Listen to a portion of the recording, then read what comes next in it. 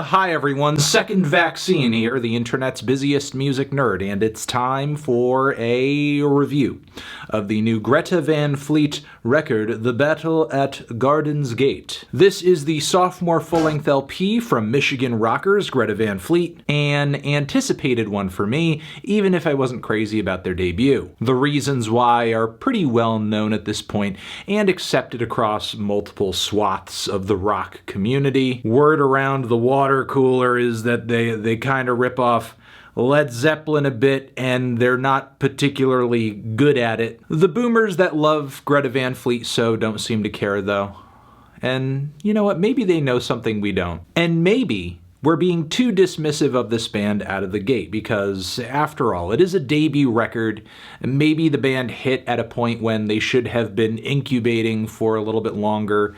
Maybe there's greater potential in what they're doing down the road in the future, maturing, growing, changing, all that stuff. I mean, some of the teasers to this thing did signal a more varied record could be on the way. The track Broken Bells is a multi-phased, instrumentally dense rock anthem with a gentle Stairway to Heaven-esque intro, righteous riffs, a Pink Floyd-inspired outro passage, some fairly cinematic strings too. I mean, the band is still very much living in the past, but at least they're not simply making boilerplate hard rock at this point. And after having listened to it multiple times, I do genuinely think Battle at Garden's Gate is a better record than Peaceful Army. The issue is that it's not that much better, because there are multiple awful aspects of this LP. It's just that now they don't all simply boil down to being derivative. For one, the production, specifically on the compression end, varies between being artificially loud to the degree where it's annoying. Take the intro track, for example. Then there is Stardust Chords, where I'm just being blinded with rays of choral vocals and guitar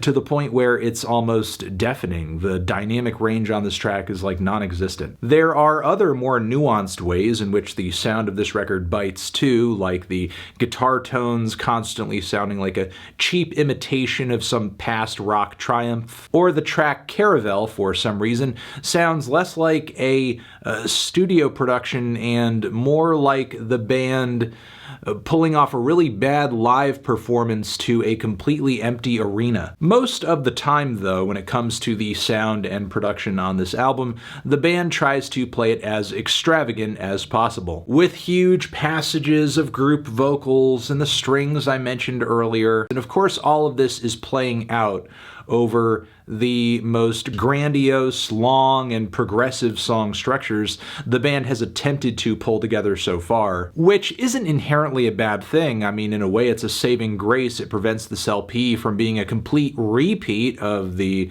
disappointment that the debut was. But ultimately, the problem with this record is Greta Van Fleet carries over all the bombacity of hard rock's classic era without bringing over any of its charisma or excitement, like really nothing that made it likable. The band also seems to be kind of deaf to their shortcomings in attempting to pull this off, like the climactic guitar solo at the very end of the closing track, which gets a good start. It's a pretty good start, but the longer it draws on, the more its limitations are obvious, and the last leg of it is sloppy as hell, which I feel like the producer tries to overcome by panning it really hard at a few points. Then there's also the singer, who really does seem to feel himself on this LP. I get that he may be trying as hard as possible here to really break like those Robert Plant comparisons and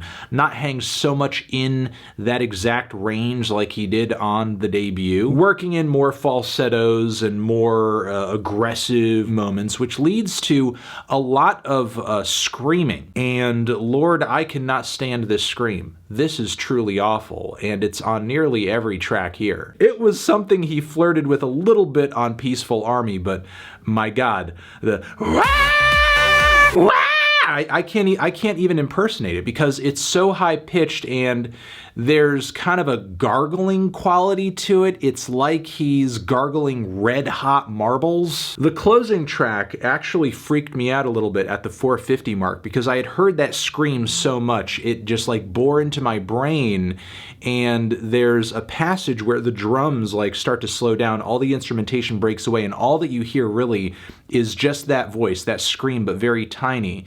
And I was afraid that I had gotten a specific kind of tinnitus where all I'm hearing is the singer screaming in my ears. But yeah, you know, considering how much of a focal point the vocals are throughout this LP, for them to be delivering this grating, horrific scream for a good deal of the LP is really kind of a non-starter for me. Look, at this point, if you weren't wooed by this band's first album, I can't really imagine there's going to be much here that blows you away. Again, I will say personally, I am a little impressed with what the band was able to pull off on the compositional end. What's up for debate, at least for me, is whether or not they pull off these more ambitious instrumental passages well. A lot of the time they don't. Then again, throw on top of that the matter of the vocals being obnoxious and the band just not really having too much artistic character, and again, the production being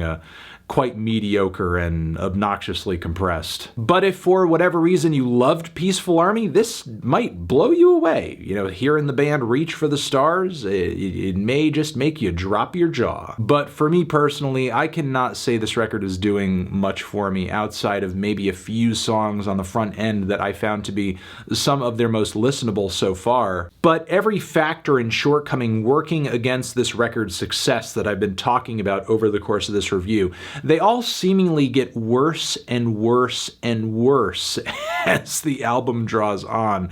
So it was a bit of a switcheroo for me for the record to start off not too bad, start off okay, but then, yeah, just everything becoming annoying and unlistenable by the time it was closing up shop. I'm feeling a strong 1 to a light 2 on this one. Transition, have you given this album a listen? Did you love it? Did you hate it? What would you rate it? You're the best, you're the best. What should I review next? Hit the like if you like. Please subscribe and please don't cry. Hit the bell as well. Over here next to my head is another video that you can check out. Hit that up or the link to subscribe to the channel. Anthony Fantano, Greta Van Fleet, forever.